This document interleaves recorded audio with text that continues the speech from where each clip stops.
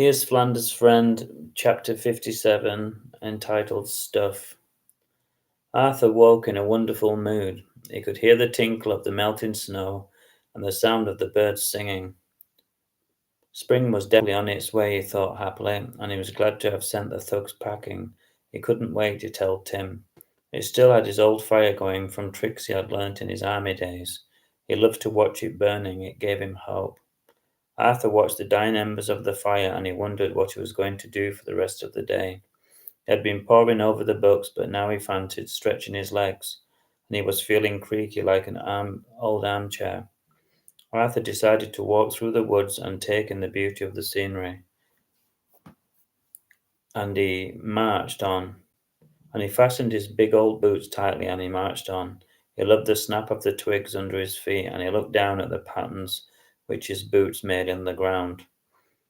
He would be easy to trace, he thought, and he glanced back at the muddy trail. Unknowns to Arthur, Smigger had decided to play truant from school that day, and he was still smarting from the day before. He had the fire of revenge in his heart. Smigger looked through the trees, and he was surprised and pleased to see Arthur wandering about in a daydream.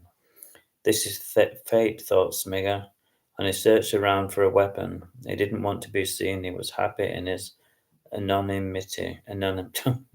He was a typical coward. He scrambled in the dirt for a few stones, and he found three hard ones, each one the size of 50-pence pieces.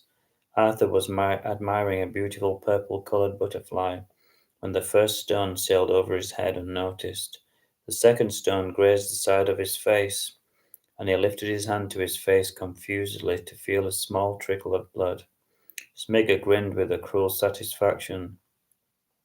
He had hit his target, and now he was putting all of his efforts into his final throw. The third stone hit poor Arthur on the temple, and he fell down like Goliath onto the mud. Yes, said Smigger in triumph, and he casually walked over to where Arthur now lay. Arthur was motionless.